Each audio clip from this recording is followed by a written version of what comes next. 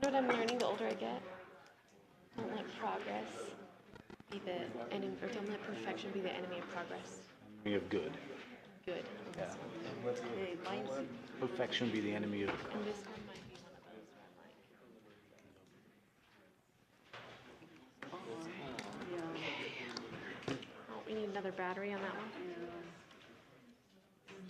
Here, we can share this one. We can share this one for the time being. thank you.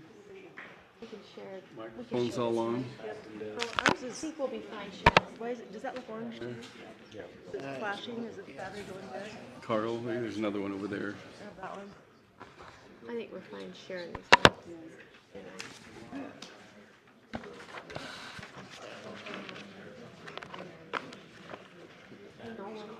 know. Nolan? Oh, yes.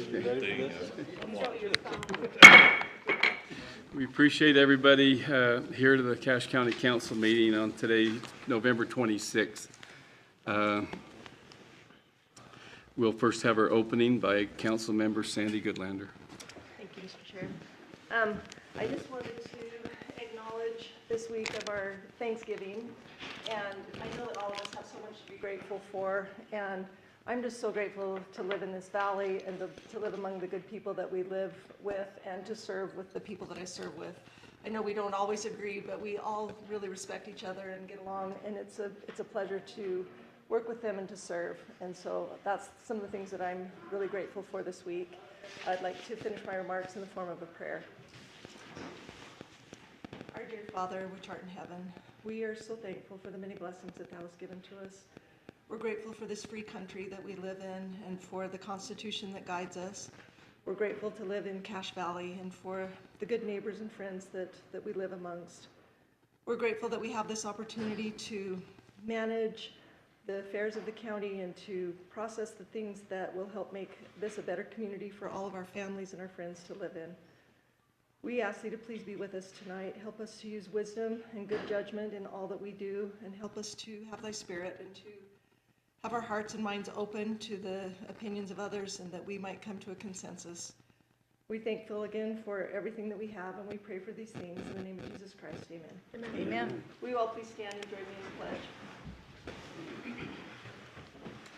I pledge allegiance to the flag Of the United States of America, and to the republic for which it stands, one nation under God, indivisible, with liberty and justice for all. Thank you very much. At this point, I'll entertain a motion. There is a change on the agenda. Mr. Chair, I Go ahead, there you go. like to change the amendment on 7C, amend the agenda, the public hearing and ordinance making adjustments to the salaries of certain Cache County elected official officers. We need to eliminate that and discuss this at a next meeting due to legislation that passed in the last year, in the last legislature. With that change, then to approve the agenda. Is that part of your motion? Yes, thank you. Is there a second? Second. Moved and seconded that we amend the agenda, eliminate 7C, and then approve the agenda from there. Is there any discussion? Hearing none, all those in favor say aye. Aye. Any opposed? The motion passes. How about review and approval of the minutes of October 22nd and November 12th? Move approval of those minutes. Second. Moved and seconded, we approve those minutes of October 12th, 2024 and November 12th, 2024. All those in favor say aye. Aye. Any opposed? Motion passes. We'll then go to the report of the executive. Nothing for me this evening, just have to wish everyone a happy Thanksgiving. Thank you. Let's go ahead and we'll go right down to 6A, Resolution 2024-24, approving of the 2024 Cache County Council Government's funding recommendations. Mayor Hidalgo, are you going to present on that? That's great. Thank you, Chair Erickson. I appreciate the opportunity to come on behalf of Cache County Council of Governments. The first thing I'd like to bring up, just a way of an introduction to what we would like to present to you this evening, is a chart that I had put together. If you take a look at this chart for the past 10 years of COG funding, it gives you a pretty good idea of what the COG has accomplished over the years. This is going back to 2014. I've, as an individual, have been a part of the COG for going on 11 years now. I started as a council member in Clarkson. I've served 7 years as mayor of the COG and 3 years as COG chair. As you can see, with our existing funding for COG, we've done great things in the valley. You know, I enjoy going around with my wife as we go through town, so that's why I point things out and say, the COG did that. That's here because of the COG. And you can see doing a tremendous amount of improvements in our valley for the transportation. And I get a lot of satisfaction out of that. But as you can see, going back to 2021 where we had the pandemic, 2020, 2021 where we had the pandemic, the funds and stuff that you see matched what we had coming in. Pretty much that's what we had coming in, that's what we gave out because that's what was requested. But in 2020, 2022, 2023, you can see how what we're receiving and what's coming in, we're just not quite making things meet at that point. I just want to point out that Cache County is the only county where vehicle miles of travel, or where the most vehicle miles of travel are on local roads. It's the only county in the state. It's like, kind of unique here, this valley. Our budgets in municipalities, you know, as a mayor, and I know many of my colleagues that are mayors, our budgets just can't absorb some of these costs that we're starting to see. And part of those costs are coming because of labor, materials, things like that. I mean, we're all facing that everywhere we're going. You as a county council are facing it, we are facing it.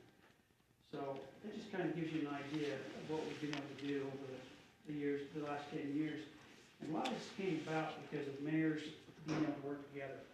What I'm going to present for the council tonight was unanimously approved by our mayors in the valley.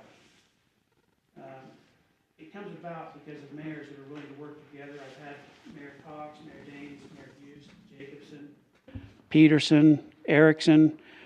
They've all taken even though they've had a county budget or a project in the works, they've looked at the other projects and said, you know what, mine just won't be that important right now, so I'm pulling it out. So as a COG, we've worked together as mayors, and I think we've done a pretty good job of making sure that what we bring to you reflects what the citizens in the valley need. So if you go to the next chart, this year, what we're basically recommended to the council, we had a total COG fund of 12 million rounded. We have our oversight inspections and takes 1.5% of that. We have a contingency fund, and that contingency fund has been developed because of the way we changed doing business. And what that fund is there for is to handle situations where we have shortfalls that need to be addressed, that go through a strict set of criteria, which the county council has to approve as well before we release the funding. But it's there so that we don't have to wait until another year to fund it. So this year we had just 8.8 million rounded in funds. We have awarded those out, as you can see here. In this situation, I had Mayor Peterson of North Logan. She went through and she had one fund in there that was $6.8 million. She pulled most of that out so that we could fund some of the other projects that are out there this year. And that's the type of example you get with some of the mayors we're working with. And the reason she was able to do that is because she was able to meet with Senate leaders within the state, and they're working to find ways of getting some additional funding to our county to help with some of these side roads and stuff that need changes, improvements that are far beyond what the COG can handle. So in essence, what we're coming before you with is this recommendation here. All the rural set-asides were given the money they needed. What was not used was given back to the other because there was no request for it.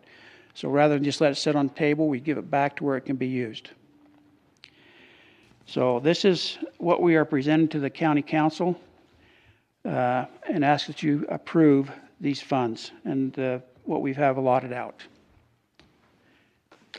Any questions? Thank you.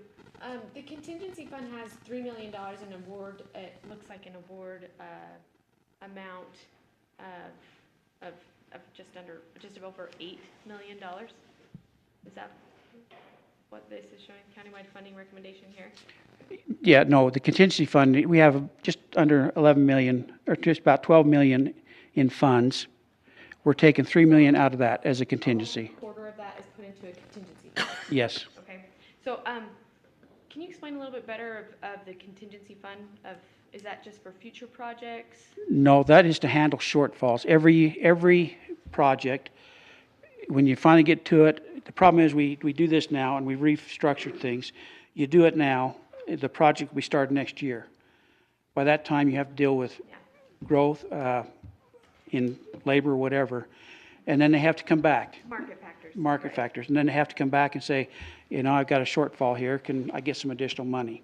Is that just based on the total cost of the project? How is that awarded when they come? Based on total cost. So when they come back, if they say, I'm $50,000 short, they come back to us and we can, there's a threshold we've set as a executive committee that we can approve.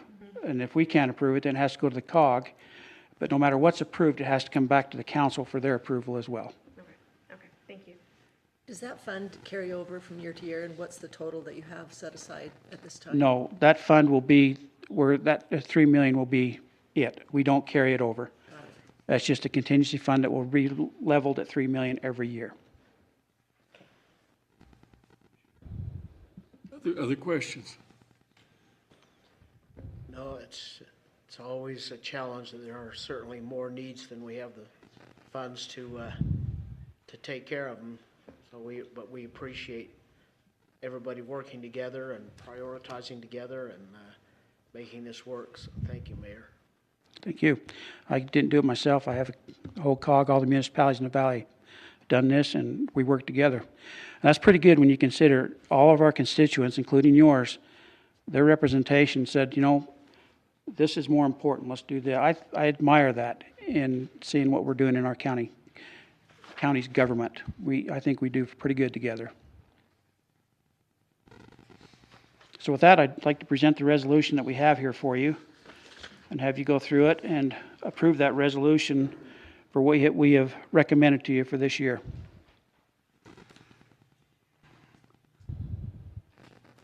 We appreciate that.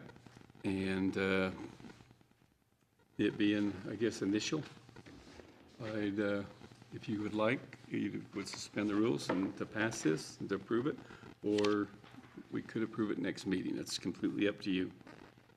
I'll make a motion that we suspend the rules and approve resolution number 2024-24 with a big thanks to those who have worked on this so diligently. I'd second. Moved and seconded that we suspend the rules and pass resolution 2024-24 in approving the 2024 Cache County Council of Governments funding recommendations. Is there any discussion? All those in favor say aye. Aye. Any opposed? It's unanimous. Thank you very much. Thank you. Appreciate it. Brett, you're next. Thank you for taking a few minutes. One of the big parts of the assessor's office, aside from the real property, is this business personal property that each business is required to self-report to the assessor. And then they're taxed based on the equipment that they use in their business. Sometimes that's substantial, sometimes it's minor, but we make a big effort each year to collect on that. And what we're coming to you for is we do a really good job of collecting, but every year there are some that we are unable to collect on. And we can either leave that on our books, or we can acknowledge that they will not get paid. And so we are asking the council to go ahead and write these off. We've made our good faith effort to collect, and we're unable to collect on the accounts. You've probably seen them. I'm happy to answer any questions on those accounts that we have, that you've seen. A lot of these are due to, for example, maybe you've quit their business and maybe left the valley even, and Nowhere to be found. Yeah, you see there were some big ones, Earth Spring Organics, they were in the business, kind of a, hemp production. It was kind of, I would say, even a fad, try to jump in. They had a fair amount of equipment in that business. They folded as fast as they came, and we were unable to collect on it. So that was a big one. Difficult one, of course, to swallow. But So take, for instance, Burger King. We still have a Burger King, but is that just a different franchise that one went out on that? That's why? good question, Joe. You answered Burger King. So with Burger King, the entity that owns the two franchises over here, the one on Second and the one up by the mall. The one that's open up by the mall, I think is still owned by Margaret Restaurants, which has filed bankruptcy. So, and we filed a claim on that, but we probably won't be seeing anything come from that for years to come. And so this is just on the list from 2023, we weren't able to collect on that. The one that closed here on Second North, they paid off before they shut doors down, but this one up here, because they're in bankruptcy, there's not a whole lot that we can do to pursue that. And again, my guess is we won't see that for years to come. Yeah. Appreciate all you do. That's not easy. With that said, I believe that we do need a motion to accept these. I'll make a motion that we accept these personal property delinquent accounts and go ahead and write them all. Write 'em off. Yeah, write them all. Is there a second? I'll second that. Moved and seconded that we accept these personal property delinquent accounts that have been presented to us. All in favor, say aye. Aye. Any opposed? Motion pass. Keep doing your best, Brett. Visit you annually on the ones that we can. We've got, those are 2 years. We'll probably just visit annually on Okay. the ones. And continue to just do our best efforts that we can to collect. Thank you. Thanks, Brett. That's actually, it's kind of, I won't say, we've had a few more than normal, haven't we? Just in the past. The business climate is difficult for some businesses. It's pretty volatile world out there right now on those. Yeah, we hate to see that for anybody. So, thank you very much. We are a little bit early, but I think we can go ahead and do 7A and B in setting those public hearings. I would accept motions on those. I'll move to set the public hearing for December 10th, ordinance 2423, the CVB rezone, and also for December 10th, set the public hearing for ordinance 24-24, the Marshall Mon Trust A10 to RU5 rezone. I'll second it. Moved and seconded that we set the public hearings for December 10th for ordinance 2024-23 and and ordinance 2024-24 on the CVB and the Marshall Mon Trust. All those in favor, say aye. Aye. Any opposed? Motion passes unanimous. 7C has been, again, it has been taken off the agenda due to a different procedure in how we'll have to handle that. As far as, I guess it has to be a standalone kind of meeting now and advertised in certain ways, and so. It requires additional notice. And additional notices, and so we need to make sure that we do it right. And this was passed, Andrew, I believe this at the last legislative session. Yes, during Okay. the 2024 general. Sneaky buggers, aren't they? Okay, that's good. Well, we'll get it put together, and it looks like it'll probably be set up for its own separate for maybe December 10th, because we have to have so many day notice. So that's when we'll be talking about that. At this point, let's go ahead and dive into Resolution 2024-23 on adopting the 2025 annual budget. What we'll do is, Wes, you'll present first on the capital Yeah. improvement. You got, and then we'll follow up with Ms. Adams on the market merit information. Appreciate that.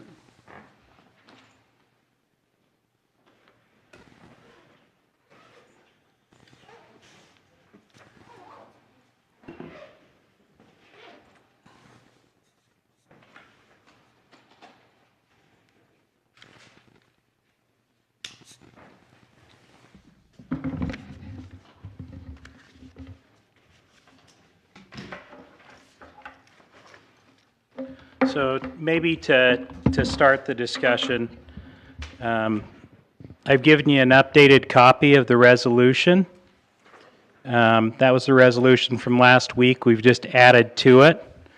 So you've got a number of resolutions that include capital, operating changes, and different changes to the budget. And so ultimately, I'm hoping that we can maybe walk through and approve some of those resolutions. Are you talking about the amendments? Let's start. Okay. Or amendments, Yeah. apologize. Okay, let's first start back with the capital. These are the last pages, the last couple pages, 3 pages, I believe, isn't it? Kind of its own separate little clip. Let's go to there and have you explain some things on that for us first.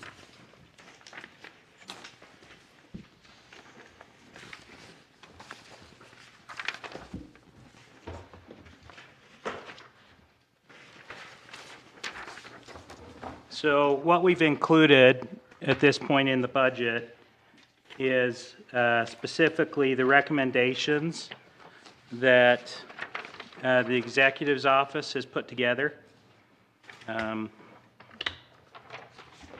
can't necessarily give you all the detail on an individual capital request, but I will try to answer any questions that you might have. On this on this document that I've given you, it goes over the category, the project, the department that's making the request. And then we've got different funds to show where those projects would be paid out of.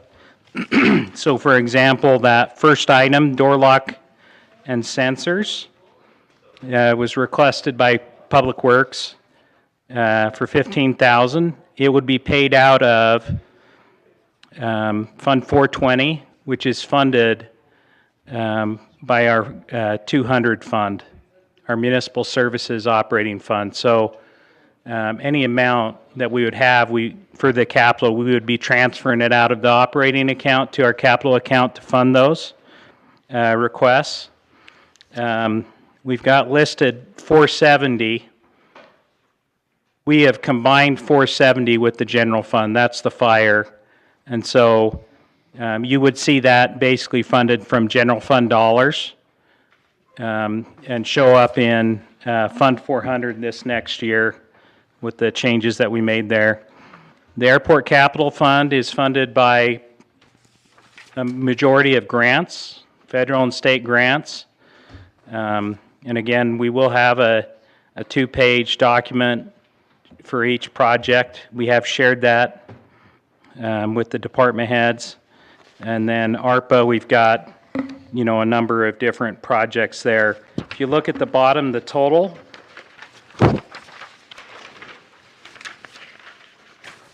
so we've got $2,295,250.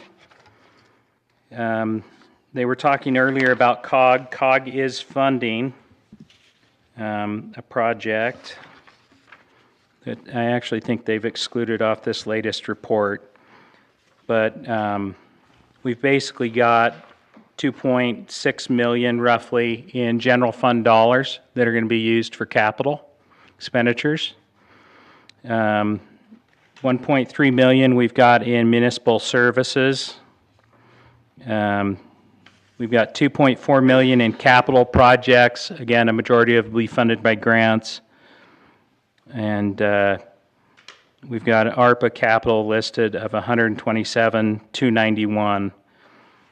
There are separate ARPA projects that Alma has presented to you that will be funded. They are grants, though, so we're not showing them as capital requests. Wes, the project that was COG funded was on the first page, the last row, public improvement number 14. That was $708,100. Is that right? Yes, that one. So that is completely funded with COG dollars. So I just want to make sure, is that 700, thousand still reflected in the 2.295 million we're working in? I'm not seeing it in here on this latest list, but I think it is going to be funded by the COG still, I believe is the intent. Okay, it looks like it's corrected, just want to make sure based on what you said. Okay, It's just not even on Yeah. here. We don't, it was taken off this list. Yeah, it was- so I think, Right here, it's 14, It's there, but it's not part of it. but the total isn't included. Yeah. Yeah. where are you seeing that? The total's listed under the project column and the project notes, but it's not actually in the 400 column, so I think you have it. Yes. Yeah, it's- So it is the 708-100, and again, that will be funded by COG. So Yeah. I think we removed it from 400 because it's not going to come from general fund dollars. And if you take that 2,295,250 plus the 358,500, that's reflected in the balance sheet document, the budget documents that we gave you last week. So nothing on capital has Just change. changed. Can we discuss that as a council? Yeah. Make a motion No, to right there is just some- accept this and say we're not changing this? As a matter of fact, what questions do you have of Wes on this? So we do have those listed as individual resolutions too, on your resolution document. The amendment. Yeah, or on the amendment document. I'm sorry. Is it on the one you gave us last week or the new one? I think it's on the I think big one. it's on your initial one that we gave, that Brittany listed those all out. It's not on this one. Yeah, it's on It's this on one. that first one. Okay. So it's the same. Yeah, I'm not aware of any changes there at all.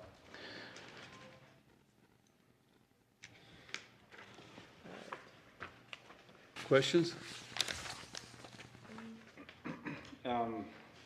Just clarify for me, Wes, that the items for the airport, so the very last 6 lines, those numbers are all consistent with the conversation we've had about the needs at the airport, and in order to maintain certain certifications, et cetera, we've got to do those projects now where these haven't been such heavy line items in the past.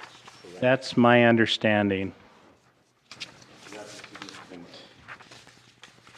additional expense in our budget that wouldn't have been there last year. Right. So Wes, if you would refer back to this document again, Okay. you have the fire listed as 470, but that is still general fund dollars, right? So, correct. Okay, so we need to add this- those two amounts together to get the general fund.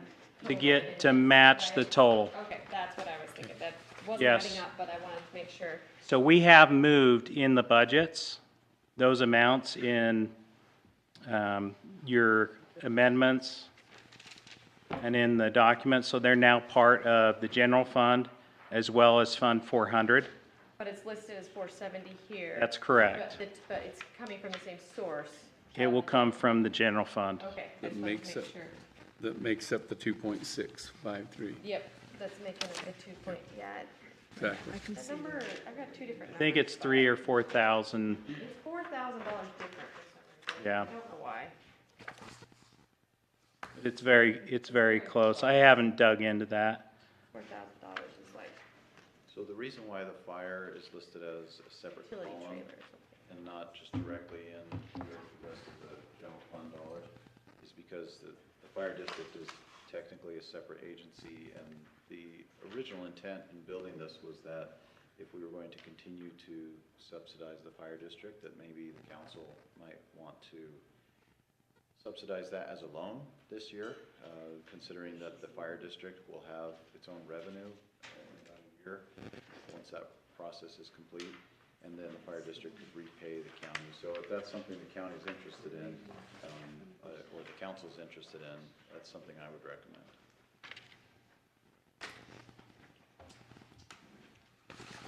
At this point, we've moved it to 100, just based on some discussion I've had with a few of the council members saying, let's just, for this year, include it in 100. I have not given David that update, and so, but that's just happened in the last few weeks, Okay. that we've moved those dollars to the general fund and Fund 400. I got the update, I just wanted to state, Okay. the way we, when we built the budget last year, we separated out the fire district funding, because we felt like the most legal way to do it was to pay for those expenses with funds other than general fund dollars. And so that's why we structured it that way. The way it's being done now, I think, could be interpreted as going back to using those general fund dollars, and I think the cleanest way would be to do it as a loan and then have the fire district repay it in the future. And that could be whatever terms are negotiated. If that's something that were desired, that could be structured and brought back at the next meeting. And those are typically, if an interfund loan is done, it's typically done based on like a PTIF rate. So it's whatever the PTIF is, you know, it's essentially what dollars would have the general fund earned had they not paid for those separately.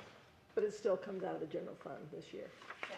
Yeah, it'll still have to be funded from the general fund, whether it's done as a loan or as a, you know, a department. That's the first I've heard anything about a loan, so. We had talked to, That's throwing me for a loop here. Yeah, We've been no. working Yeah, on we this had- for weeks. We've got some, still a lot to develop and work on that fire district as we're working through it, so I think the way you've done it, it's just fine. okay. It'll work out. So, Thank you, Wes. Yeah, thank you, Wes. I know you've worked really, and thank you to everyone who helped narrow this down. It was a big list, and these are our critical needs, and I think that I'm very happy with where this came out. So thank you. Any other questions on this portion? Did you guys want to propose this then as an amendment that it gets put into that budget? As an amendment so that we can then, It's in our amendment document. All these amounts are already a part of this document, so it would Yeah. be, if we can approve parts of this document in, like, take it in chunks. If you want to approve parts, or if you want to approve it as a whole next week, it's up to you how you want to go about that. I'm open to either.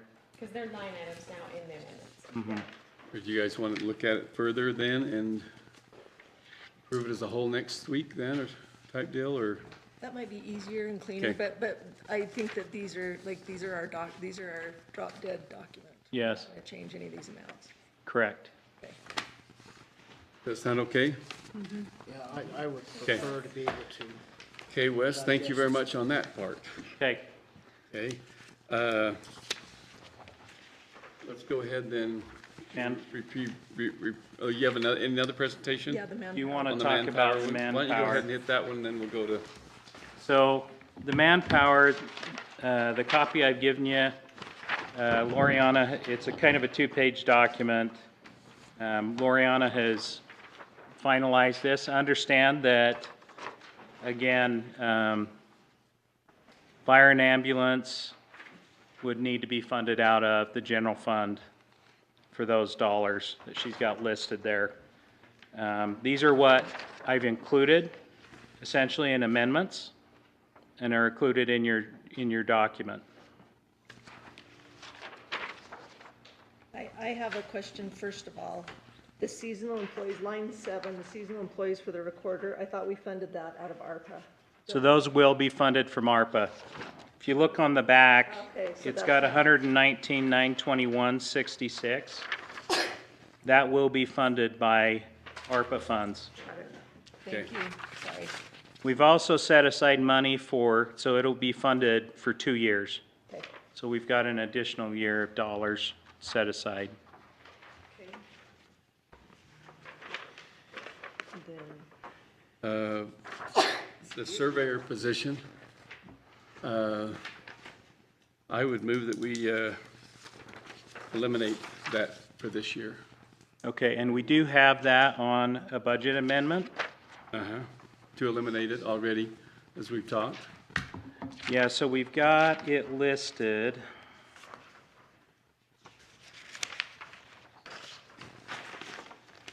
What date budget amendment? We got a couple we're seeing Yeah. through here. 11/26 or 11/12? Well, I think it was on, originally on the first one. 12. Well, we just want the final document to reflect that the council asked to take that off. Okay. This is not where it is. Well, all of the manpower ones are on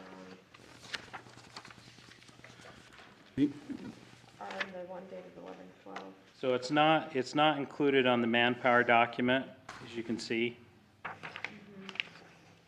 for funded positions.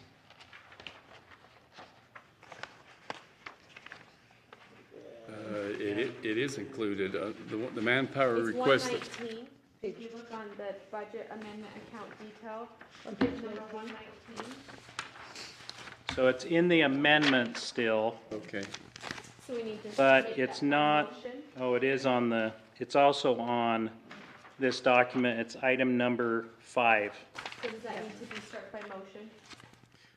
yes, I can't make the motion, but I would hope that we take care of that one right now. The rest of them, I thought that we'd pretty well established. Yeah.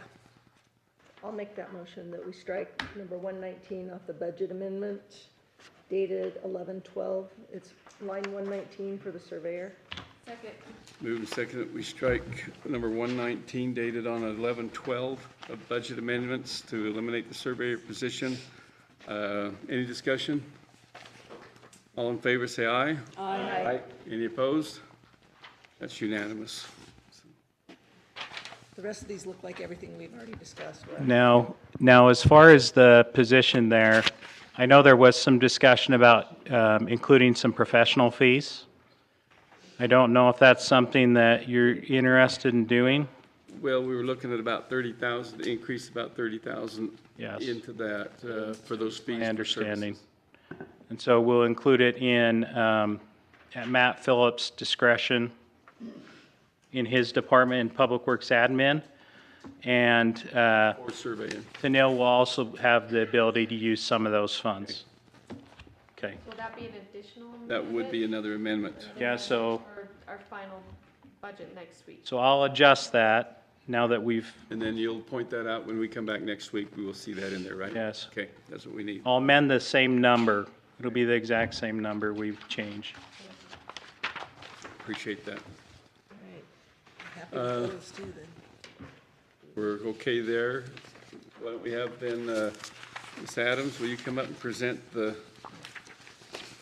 When it comes, maybe just last thing, when it comes to operating accounts, we have noticed, we went out and we've talked with the different departments. We haven't quite finalized all the changes there, but I will send you an updated list of the changes as soon as we finalize those. I anticipate that tomorrow or early next week, that we would finalize those changes. The most significant changes that I've seen deal with overtime at the Sheriff's Department. We had some incorrect amounts there, and so we've adjusted those down. So I'll send that out, but we've seen some fairly significant cuts. Again, we've gone department by department and just tried to look at trends and patterns and adjust to maybe those dollars where we feel like maybe we've got a little too much in our budget. Thank you, Wes. We appreciate that. and that's what I've also gone through and kind of looked at the same kind of, that I've seen as far as different line items that have been increasing alarming rates to me.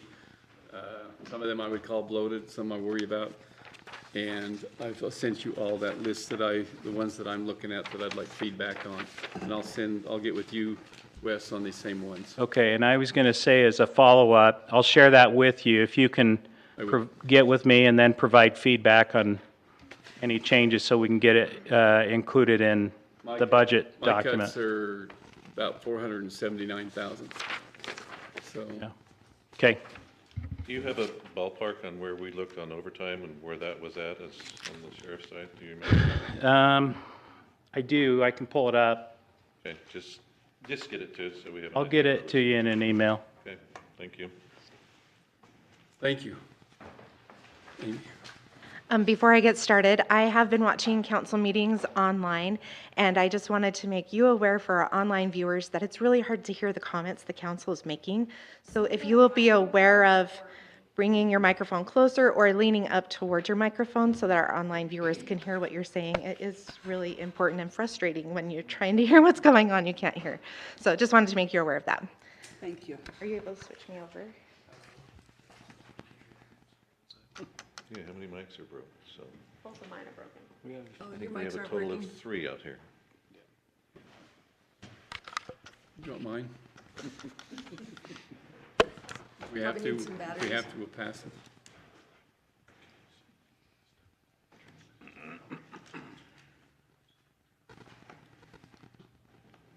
And then Amy, you've got a split screen, so you need to actually pull that to that window. I don't know how to do that.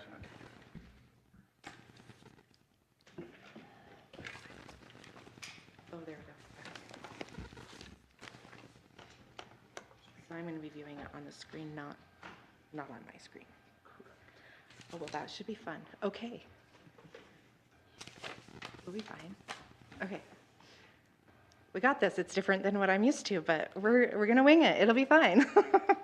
So what I'm going to present to you really quickly is basically a full years of work that I have done and many compensation committee meetings that we've had, hopefully in about 5 to 10 minutes. So I'll try to keep it brief. This is not new information that you've received. I talked to you about it in August and then also again just a few weeks ago. And so it should hopefully be a good review. And if you have any questions, I would love to answer them for you.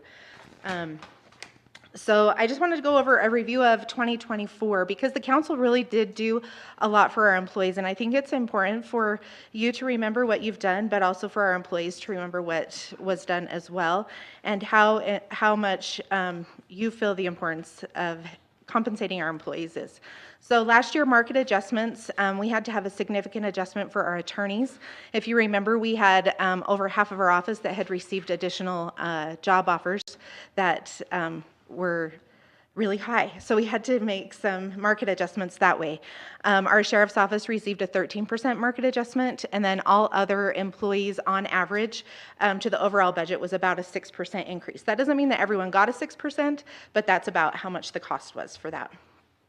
With merit increases, there was a 3% increase to the overall payroll budget for merit increases, and those are calculated by using our merit matrix, which I'll show you in another slide, and also based on their performance score and their compa ratio. Now remember, their compa ratio is where their pay is in relation to the pay scale for that position, okay?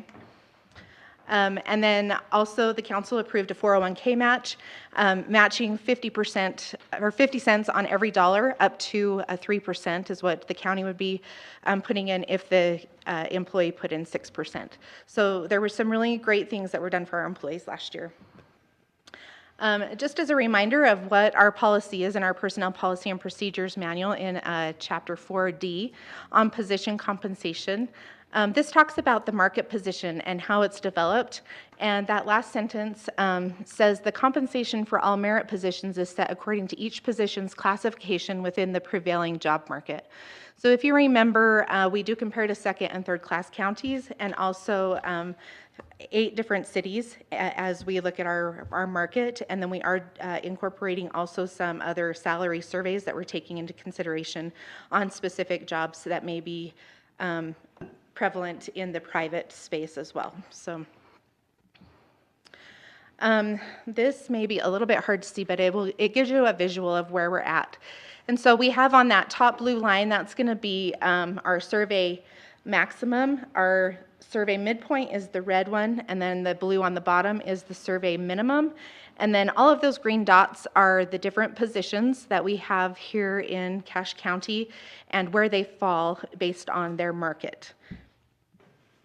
As we look at that, 17 of those job titles are above the midpoint, which means that 114 job titles are below the midpoint, which then also means that 25 of those job titles are below the minimum.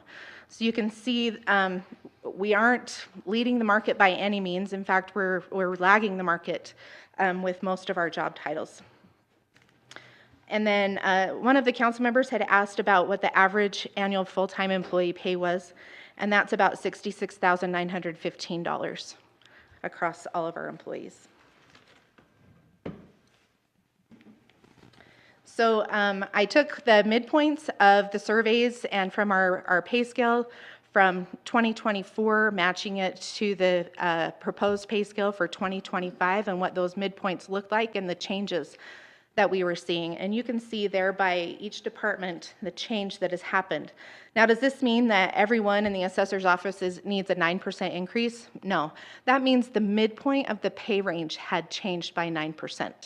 And so we do have people that fall in their pay range. Some are above the midpoint because they've been here for a few years, probably more in the 9, 10, 11, and 12 if they're above the midpoint. If they're below the midpoint, then they're going to be newer employees as well. So as we look at that and do the comparison by all of the employees, the average market adjustment that is needed for employees, not including our sheriff's office, is about 3% to the overall budget, so about $250,000. The sheriff's office would need an increase, and you can see there by the sheriff's pay plan that our deputies need a 2% market increase, our sergeants need an 8% market increase, and our lieutenants need a 2% market increase.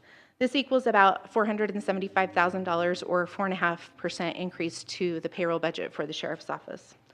So if we add those two together, we're looking at about $725,000. Some things to consider as we're talking about market adjustments and why market adjustments are so important. So one of the biggest things is compression.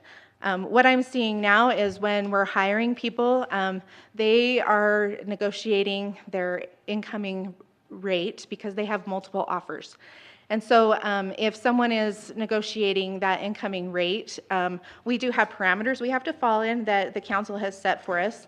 But it could be that if we're not giving market adjustments to our current employees, that they would be falling extremely behind. And those new employees would be coming in being paid higher than what our employees who have been doing those jobs for a few years are at.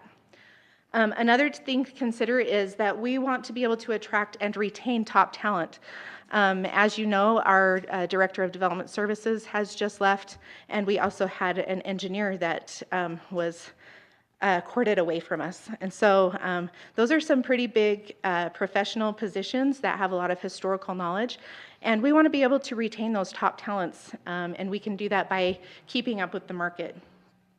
I think it's important to remember that each position is needed for the county to function. There's not one position that's more important than another, and so being able to look at where we're at with market changes and market rates is really important to send that message to our employees that all of them are important to the function that the county does. And then I think it's always easier, and I'm sure that all of you will agree, small adjustments are easier to budget and to maintain than large adjustments every 3 to 5 years. So I've been really impressed with the council since I've been here over the last 6.5 years, that the council has been so willing to look at what's been needed, look at the data, and then act on that in order to keep those adjustments where they need to be. And we've had some really tough years and some really crazy historical years, right, with inflation and the way that wages have really been inflated. And the council has really done a great job at helping to maintain that. And that is why that we really don't need that big of a market adjustment right now, because the council has been able to keep up with that and has seen the need to do that in smaller increments rather than these large increments that we may have. As I looked back at some historical data before I got here, it looked that there hadn't been market adjustments for several years, and then there had to be a big giant market adjustment that had to be done, especially in our public safety, and it was well over $1.5 million just for that market adjustment. So it is easier to keep up with it in these smaller increments than big giant things. Merit increases. So this is also coming from our personnel policy and procedures in section 7A, and it's talking about our compensation plan. So in the blue, Cache County has a compensation plan that aligns with fair market wages and salaries and is performance-based. That's important for us to remember. The next blue part, Cache County Corporation will endeavor to offer fair market wages and salaries to employees at a level of parity equal to the market's midpoint or the average rate of pay based on their level of performance and their length of service within their job classification. So as we take that and dissect that and really see what that means, we get what's called a merit matrix in the compensation industry, and you can see that down there at the bottom. So this is based off of their pay range and where they're falling in that pay range by which quartile, and then also based on what their performance evaluation score was. This is just an example. This isn't anything that's set in stone, but just for illustration purposes. And you can see that when we've done an estimation, if we're right in the middle of doing performance evaluations right now, and they'll be done on December 14th. So it's really hard to give you exactly what that number is going to be, but I wanted to give you what your highest risk would be. So if everyone got the highest score, which is very unlikely, right, of a 5, and everyone and falling within their quartiles where they would be, the highest risk that the county has is $560,000. As I've polled the few performance evaluations that are done, there's maybe about a fourth of them that are done right now to see where those scores are falling. The average is falling between a 3.5 and a 3.75. So if we were to do that math, we would be hitting about $390,000. So, but that is just a big estimation based on what those performance scores are going to come back on. So, Are there any departments that score unusually high in everybody? not that I've seen yet, but only about a fourth of them are done. So, yeah, it seemed to be pretty even as it's been distributed. So Those amounts don't include benefits, correct? no, they don't. Okay. Yeah.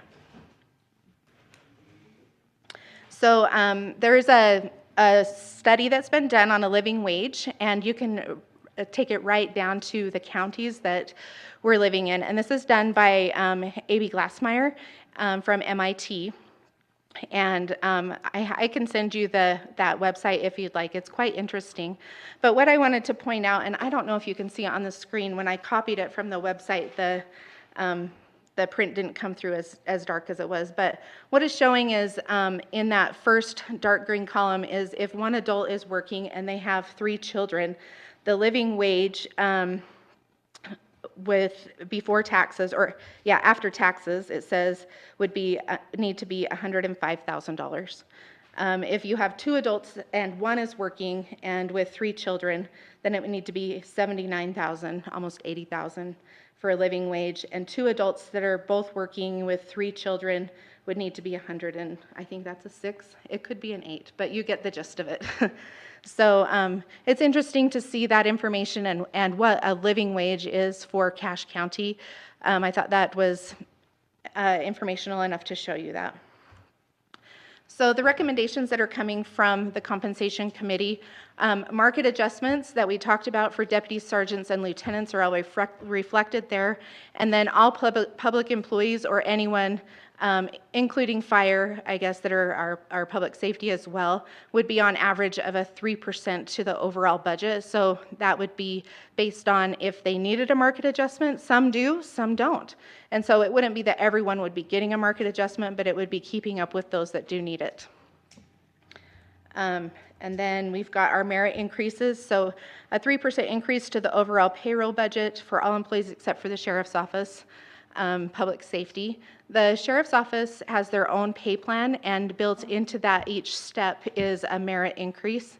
And so we don't need to consider a merit increase there because that's already built into their pay plan.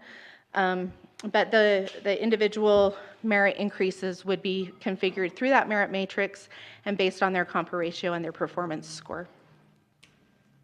One thing I want you to remember, and because I think that it's come and gone, we may have forgotten, but there were increased costs to our employees, and it was effective on July 1st. There was a Tier 2 URS increases, and that actually affects quite a few of our employees now. About 65% of our employees are on Tier 2 rather than Tier 1, because we do have a lot of Tier 1s that are reaching that retirement age and leaving us. But for public safety, they are having to pay 2.14% out of their check, and this is after tax, to help fund the URS Tier 2 system. And then for public employees, they have to pay the 0.7%.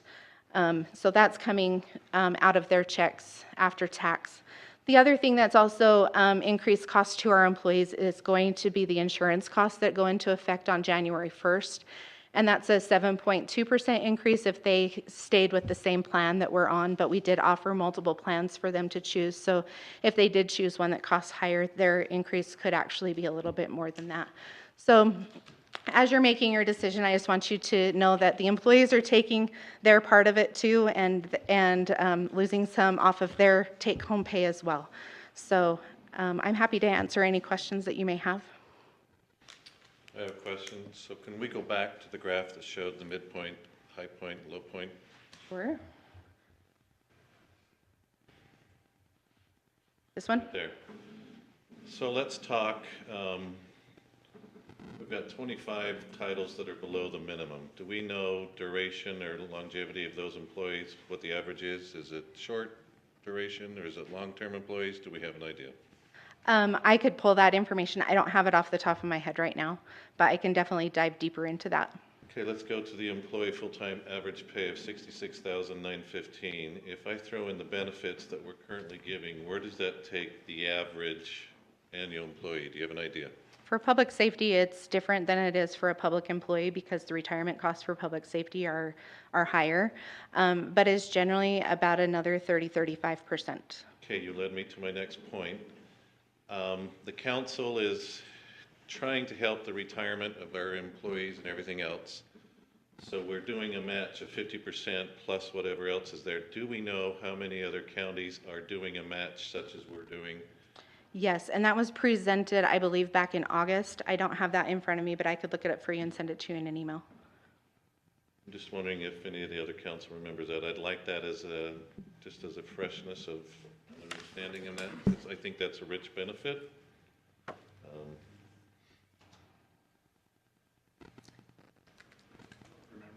If I remember right, it was well over half of the counties, but that's just kind of off the top of my head. If you want exact numbers, I can send it to you.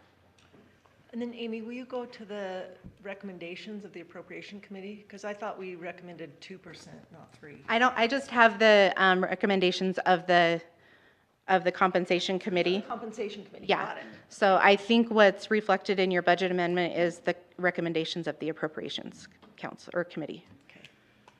So this is like when you get together on the compensation committee, we hope that there's an endless pit of money. We hope. And now all of a sudden we have to match this to what we have or what we could have, right?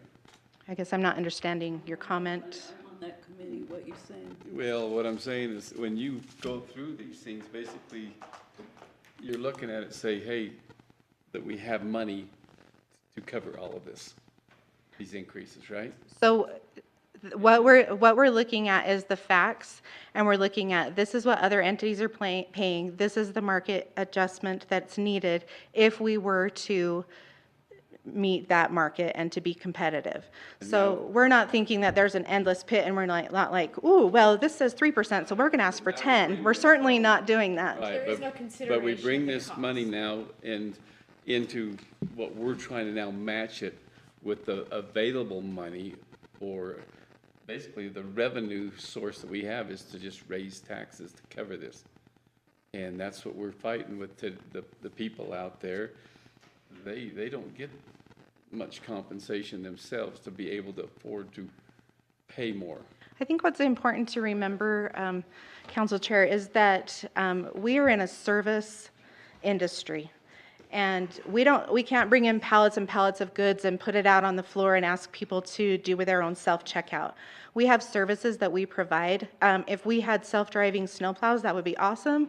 If we had robots that could do our public safety, that would be awesome as well, but we don't. We have employees that are trying to make a living wage, that are trying to support their families, that are property taxpayers themselves. And so it's important to understand that these are operating costs that we have. And yes, it is one of our biggest operating costs, but that's because we need people to provide the services to the citizens of the county. I understand all that, but I'm just also comparing it to trying to, a balance of some sort, that what Sure. can we afford to do? Yeah, and I'm just providing you with the facts and the recommendation from the appreciate that. compensation committee, and then it's put in your lap to then make decisions from there. Thank you. You're welcome. Other questions, comments? Ditto on your comment. It's, Yeah, I just would like to share with the rest of the council, as an appropriations committee, what we talked about is doing a market increase for the public safety at the sheriff's office and doing a merit increase of 2% for everyone else. And that would be, by my calculations, a saving of about $500,000 for the year. So as we consider, is that savings worth that? We just need to keep that in perspective. Here's what the numbers are, and to decide what we want to do. So, this is my comment. Our public safety people deserve that, but why are we treating them differently than the other employees? Because the sheriff said that he's getting so many people poached from You because don't he's not think that's paying. gonna happen with ours?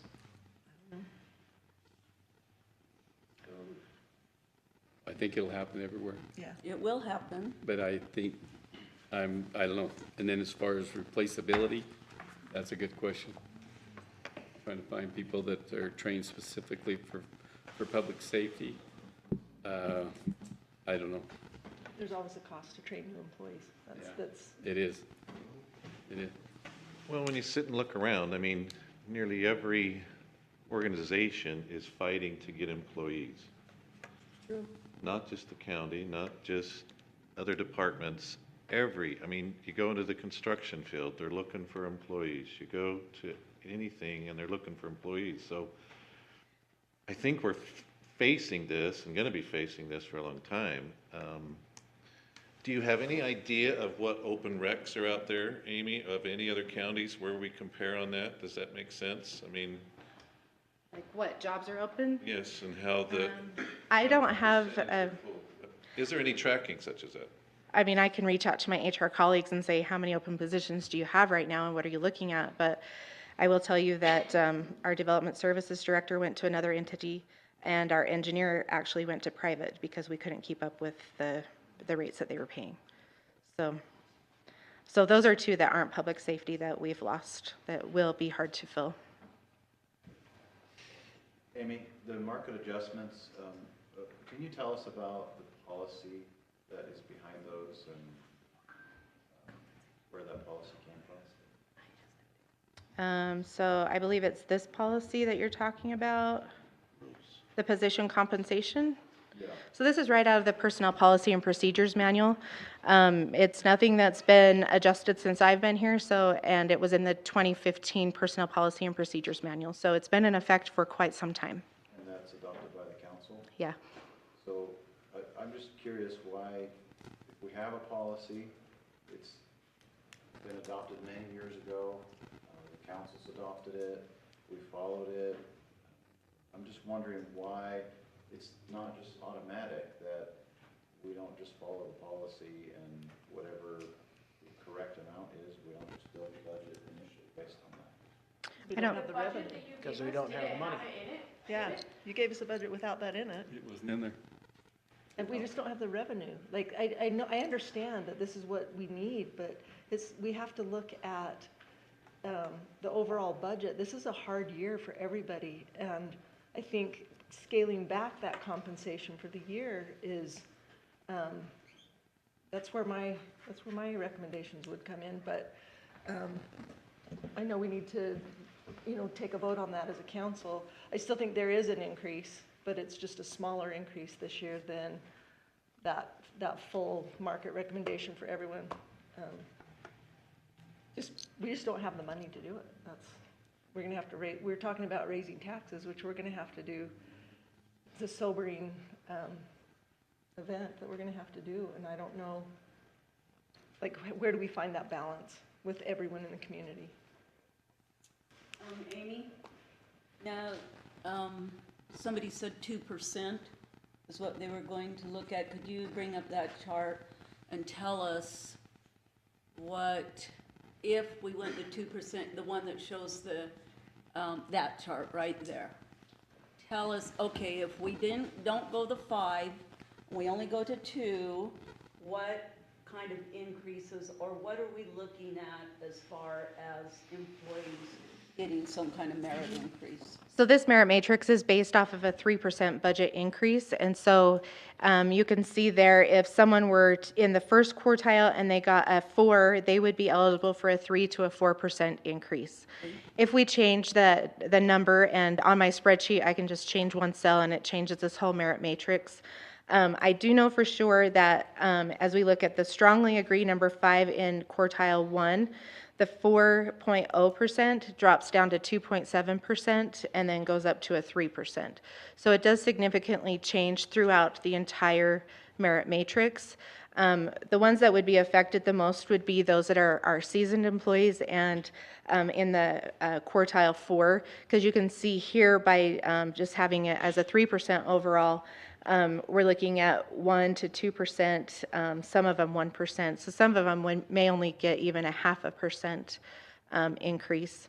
The way that the merit matrix is built, and it's not built by me, it's through the compensation industry, is that it's built in order to get people that are newer quicker to the midpoint, and then those that have been here to keep them into their pay plan and keep the integrity of the pay plan and not have them go over what that maximum is. We do have a few that are over the maximum that will be over the maximum this year, and last year or 2 years ago, the council passed that we would do a 1% increase to anyone that was over that maximum pay range amount in a one-time adjustment to their check. So it wouldn't change their base pay, but they were still being recognized for that.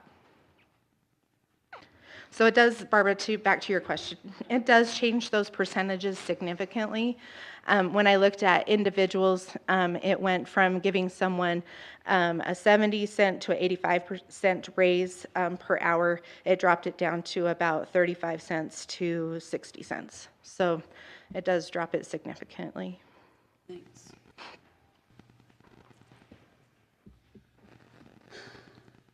Other comments?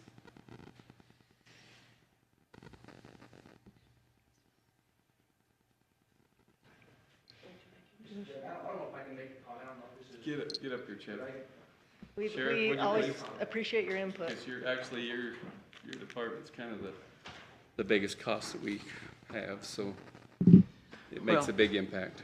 First of all, thank you for considering this year. Let me just kind of tell you on the public safety side, but it also goes with all county employees and city employees for that matter. And I do appreciate Barbara's comment, not to single out the sheriff's office as it comes to dealing with wages for employees.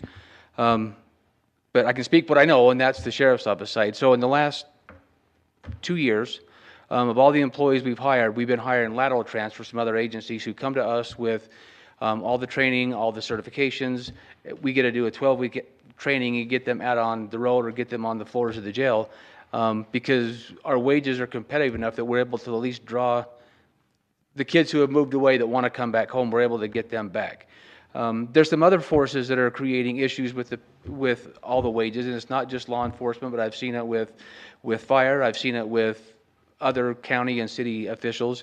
There's other benefits that are starting to creep into the system that the county doesn't offer either. There's 4 deputies who live in Hiram who drive their county patrol vehicles from Weber County who live in Hiram. Salt Lake City has expanded take-home vehicles not only for police and fire, but all their city employees all the way into Brigham City. Cities and counties are figuring out different types of benefit packages other than wages, and I'm certainly not suggesting that we get into those discussions. But those things mean a lot. I mean, if I'm drawing people away from Weber to come back to Cache, but Weber lets them live in Cache, why leave Weber? If Salt Lake Davis County will let their employees drive from Davis County and live in Cache County, why would you leave Davis County for the higher wages? There's other forces that come into effect as we're talking wages, and it's not just the sheer dollar amount of what somebody's paycheck is, it's all of it that comes into play. I think every city, and at least the sheriff specifically that I've talked to, everybody's struggling with this same thing right now. Public safety the last few years, I mean, it's been growing like this. It's a competitive market. It's robbing Peter to pay Paul. And I can tell you, our academy class that's going to start in January, which is our bread and butter in this valley, so far has 8 people signed up for the BTEC Academy. So without the lateral transfers, whether it be us or Logan City or any other public safety entity, it's going to be rough. And it's no different from public safety as it is with fire. We have dozens and dozens of firemen that work for Unified in Salt Lake who work 3 shifts on and come home for 4 days. They never leave the valley, but they stay on the Wasatch Front because they can make 2 or 3 times more the money being down there. So the wages are one piece of it, and I do appreciate all that the council is doing and trying to do in the discussions, but I also agree with Barbara that it's more than just the sheriff's office employees. It's all the county employees, and we have great employees countywide, especially the ones who are willing to come and willing to stay and do a good job for the whole county and make a career out of Cache County. And I spent a lot of time trying to get our office realigned back with the county because of a lot of destruction that happened years ago, and I hate to see my office pitted against the rest of the county, although I do argue for my own staff's wages. Don't misunderstand that, but I don't know. There's just so many things facing the wages and benefits and options that employees have today, and it's more than just even what the wages are going to be. I don't want to get into the fact that we can let people drive their cars to Ogden or Perry or Snowville or Rich County. Is it cheaper for us to let them drive their car home? Probably, but we want people in the valley. We want them to be able to respond from home if we need them. We want them to get in their cars and be at work, not commuting for 45 minutes until they get to come to work. So that's just I'll answer any other questions I can. That's just my plug for this one. Thank you. Thank you, Sheriff. Thanks, Sheriff. You know, yeah, you're also a big chunk. Mine's a little different, Sean. It is. But you're experiencing the same kind of thing. Yeah, so let me give you an example. Today, I was talking to one of my part-time people up in Richmond, and I said, you haven't signed up for many shifts in December. What's going on? She said, well, I got on part-time with Unified for $32 an hour, and we're paying $19. I've got 5 people lined up for our fire school that starts in January with either no or 1 certification, and it'll take a year to train them to where I can put them into a slot and they can fill that without supervision. I can't fill Mendon anymore for the daytime with the folks that are over there. They just, either the wage is too low to do that. I can barely fill nights and weekends. And I deal a lot with part-time people. And our part-time willingness, I guess, is way down. I'm even trying to pick up firefighters from other agencies and have them work shifts. It's getting hard to find people who are willing to do that. And I think what I'm seeing across the board is people are valuing their time off more than their wage. When people have to work 2 and 3 jobs, they're choosing maybe a little lower pay and more time at home than working multiple jobs. So again, I understand the difficulty that you guys have. I don't have an easy solution, but I just want to help you understand the picture of what we're struggling with, trying to staff things. Thank you. Chief. Mr. Chair, if I may. You bet.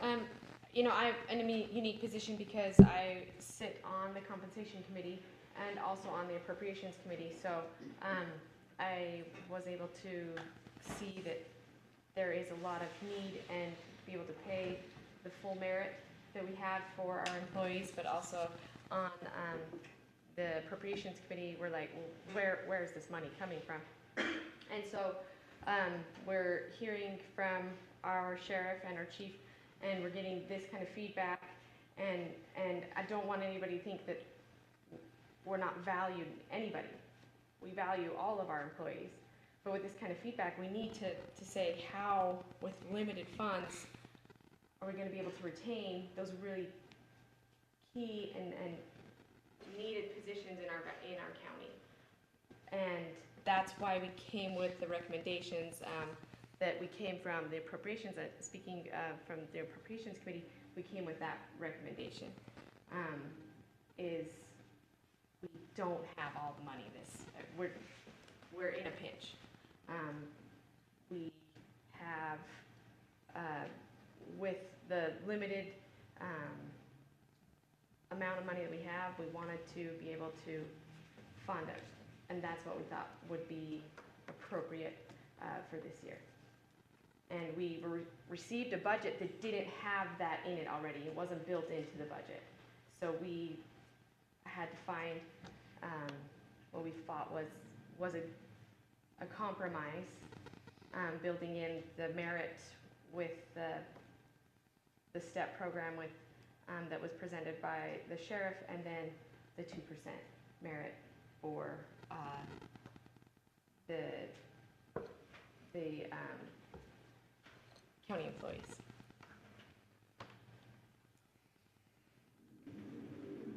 Appreciate that comment. Any other discussion?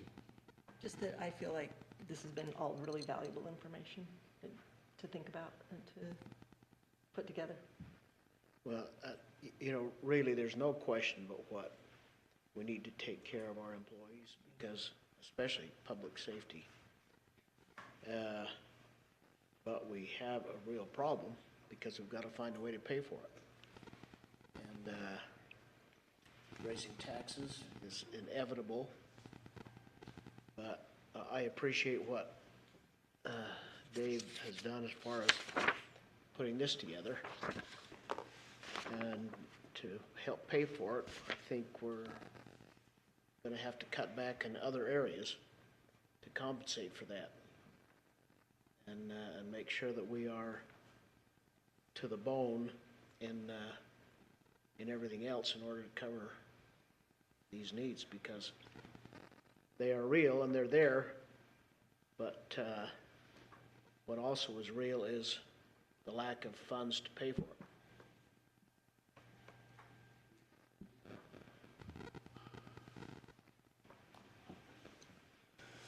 I love the comments. Are you accepting comments from the? No. They're part of the county, so. Kind of one of the purposes when I started digging into some possible cuts within some of the, the annual operating costs of different, the departments and everything, I started digging into those, and there's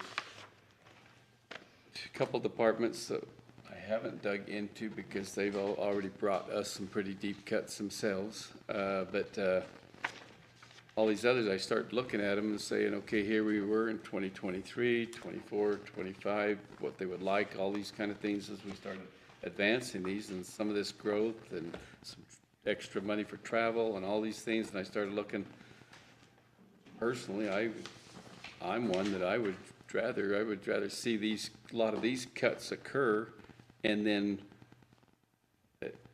we can lower our taxes, but shift that money to the employees, be able to utilize some that way. It makes me feel a lot better. But you would be possibly doing with a little less operating money to have a little bit better compensation for the employees themselves. But we're squeezing the turnip right now pretty deep. Can I chime in for just a moment? Yeah, go ahead.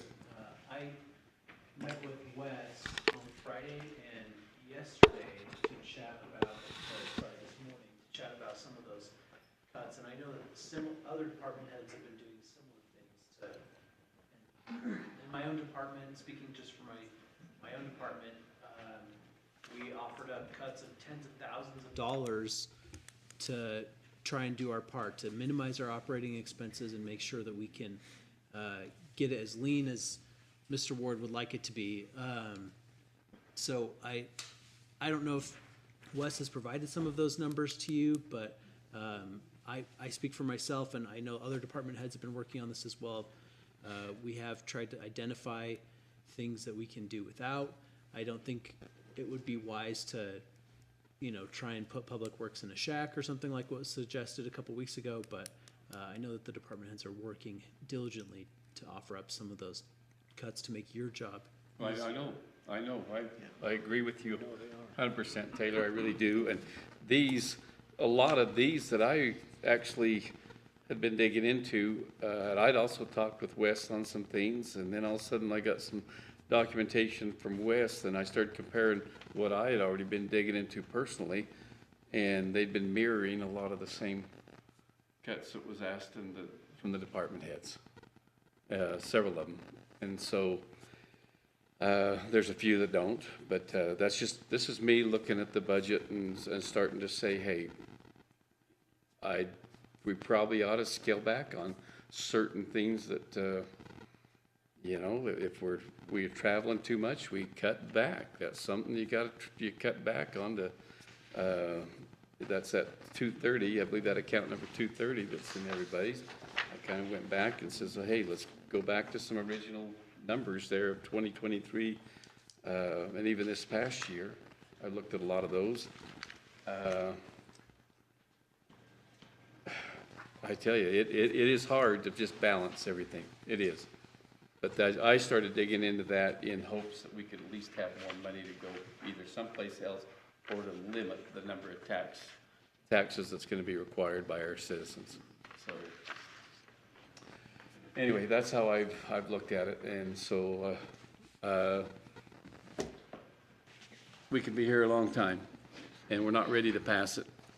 But our goal was to try to have something that we could look very seriously to possibly pass by the December 3rd, which is in 1 week.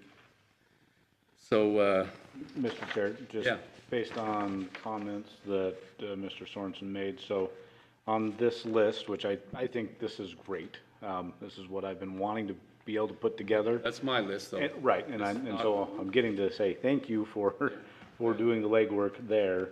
But then I also wanted to cross-reference, though, that this is your list, and then Taylor's comments. Wes is putting together also kind of the same kind of things, and that's what we need to bring together. So this chunk of 7 lines that you have listed here is similar to what Taylor was referring to and what Wes will include, perhaps. Is that what I'm hearing? I'm hoping. It's already maybe there in Taylor's. Some, yes, and I think Wes has even gone further. From what I understand. I've kind of got a tentative list that I sent, but I just sent it right before the meeting, so I wasn't expecting to necessarily talk on it.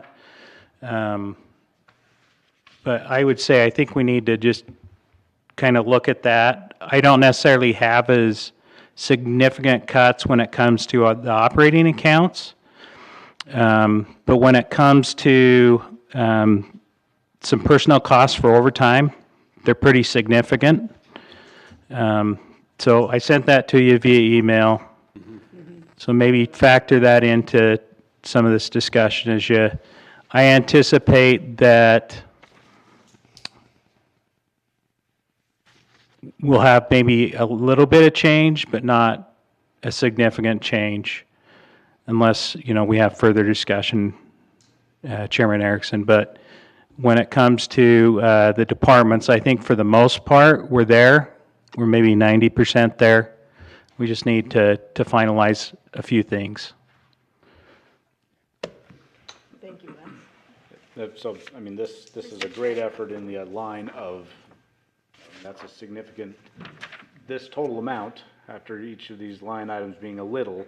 Is up to be something that does help move the needle on where we settle on a tax increase. And actually, it was my goal when I started looking into a lot of these things that I was thinking, man, if I can at least try to look for that $250,000 to $300,000, if I can at least cut that big chunk down, that would really help. you know, on our tax. And then when I got through all of this other, you know, I saw a pretty significant opportunity. But a lot of these, I know you as a council will not agree on these, on all of them, that's fine. But there's some of them I hope you do agree on. But at least we have a consistent three-digit code at the end that lines up from one department to another. That's, what a tool. Yeah. What a helpful thing. Anyway, that's how it's presented, and that's what the effort that I've done there. So, Catherine, Chair? please, yes. Wes, have you been able to work with each of the department heads on the list that you sent to us in an email? Again, I would say most of them. I don't know that I've gotten with every single one yet, but I think it's probably 90% there. So these large ones, like Taylor mentioned that he's worked with you, so his almost $100,000. His is 100% sure. So that's through him, and the sheriff has significant savings, and he's already emailed us about his. Yeah. So those his large cuts have already been, The sheriff is mainly overtime, he submitted those himself. so I factored in overtime and benefits into those figures in the email that I sent you. Those are the largest numbers, the other ones are Yes, kind of here and there. Fire, worked with Chief Hammer on fire. yes. Okay, those are the largest numbers, so those are the ones that we would, you know, work Yes. about those department heads knowing that. Yes, so, again, I think I've touched bases with the majority of them. I would say some of the non-elected, I still need to work with. But I feel pretty good about public safety, about fire, the attorney's office, Bryson's office, Tennille.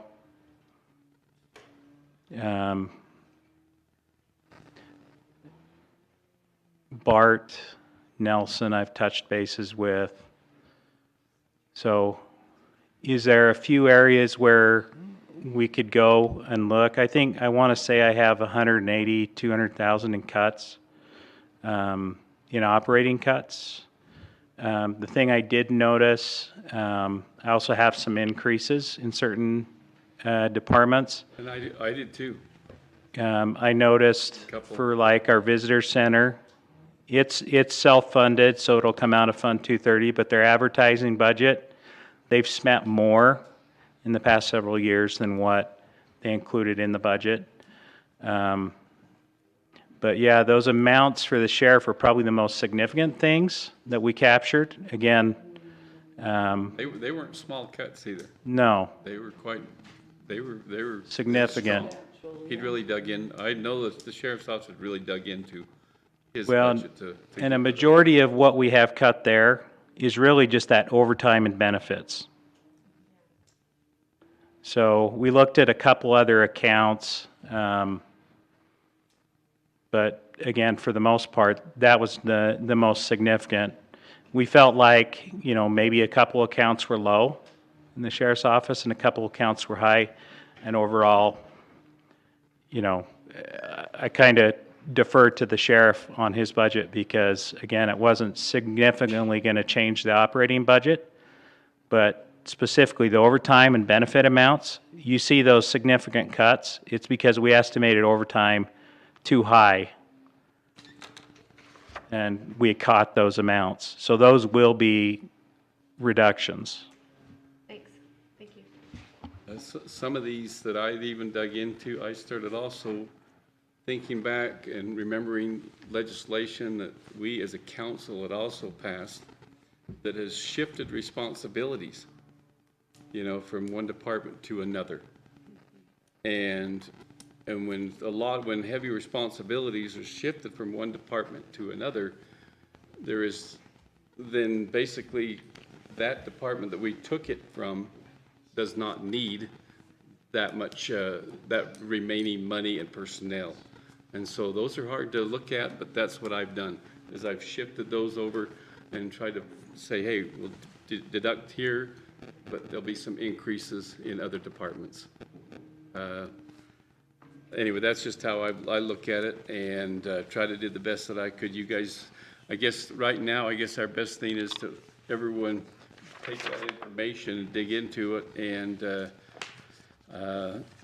send, we need to collect these details to bring them together so that on next Tuesday we can finalize where things need to be. Can I make a comment? Please. Thank you, Dave, for this. This is awesome. And thank you to everyone for working on this. I'd just like to make a comment that, and it goes along with what Amy said, we don't have any other services to give of, anything than service to our community and to our constituents. And yes, we are needing to make some cuts. I'm totally agreeable to that, but we also need to be aware that in some of these areas that we're making cuts, that the services that the county constituents are used to getting are not going to be the same, because we're going to have to do some cutting back on some different areas. And so we're doing the best we can. We want to keep that customer service up, but it's going to be tough to have to make some of these cuts and not be able to provide that service that we've been used to providing to our people in the county.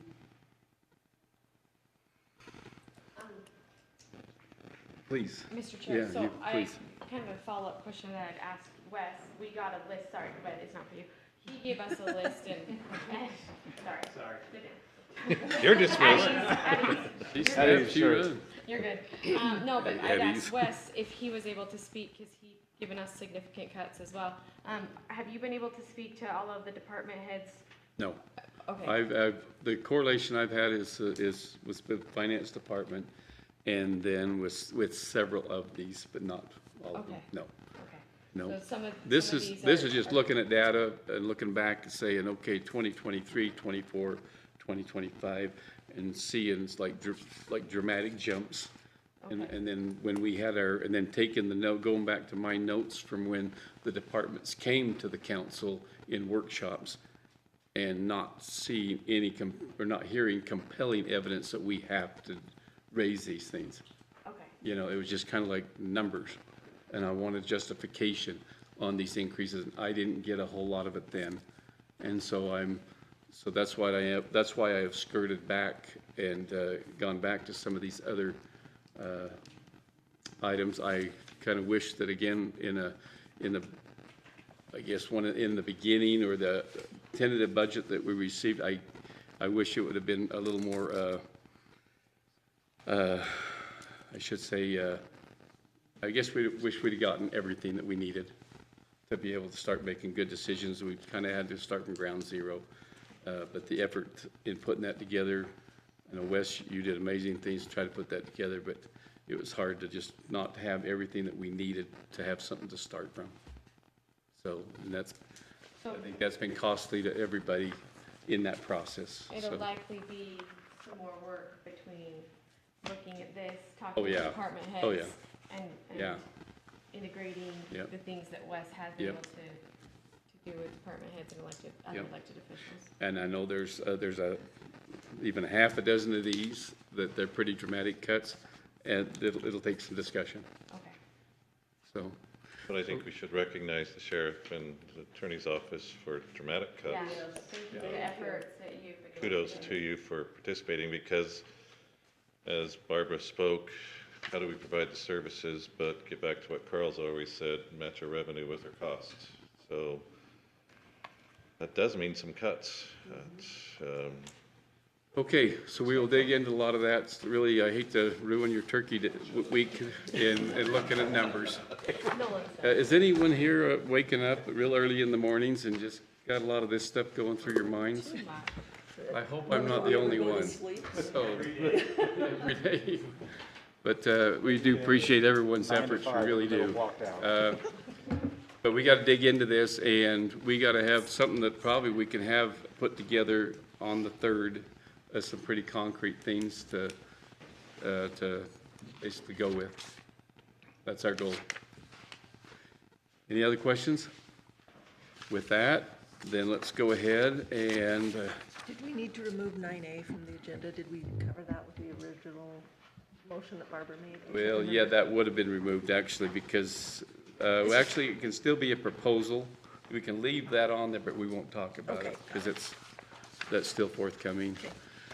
Let's go ahead and, real quick, I don't think, Quick question. Do we want to, where we have the holiday coming up, and I've had some staff that are sick, yeah. do we want to propose a different day to adopt the budget? Have a special meeting?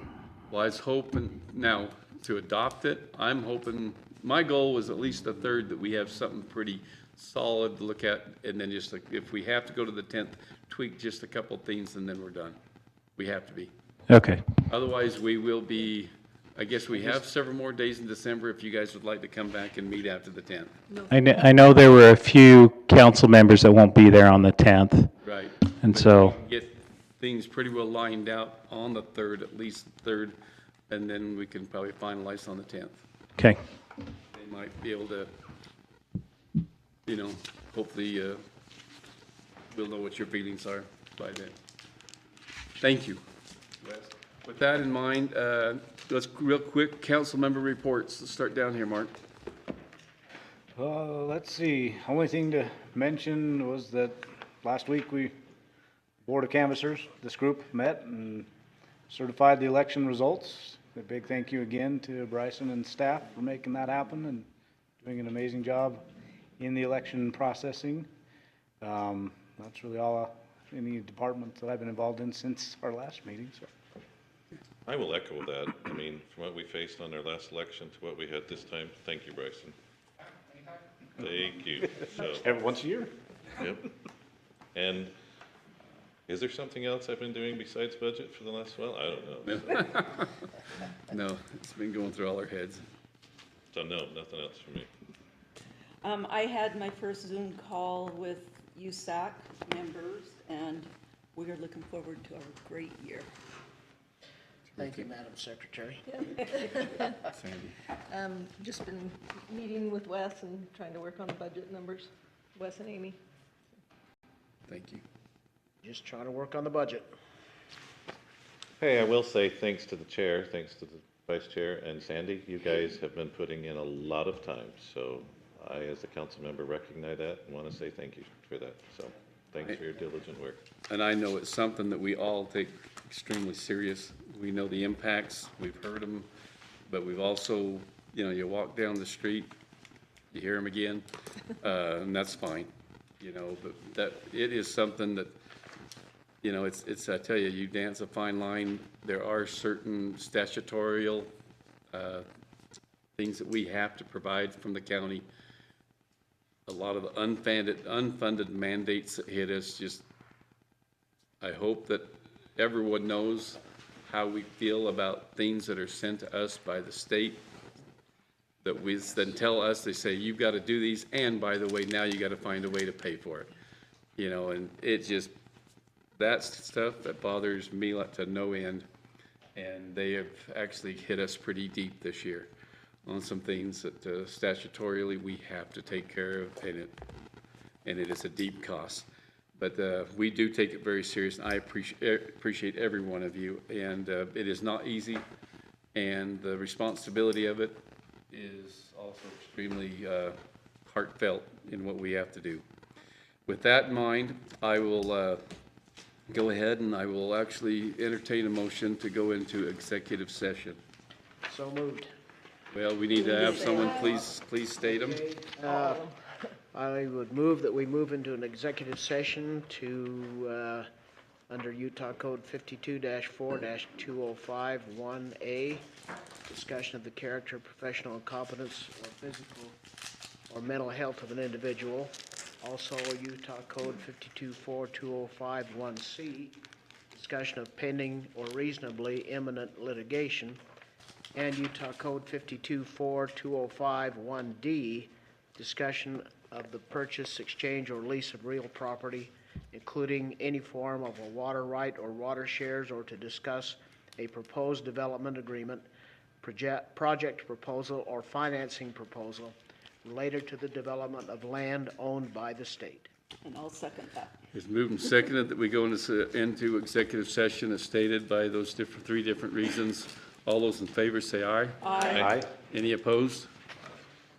Motion passes.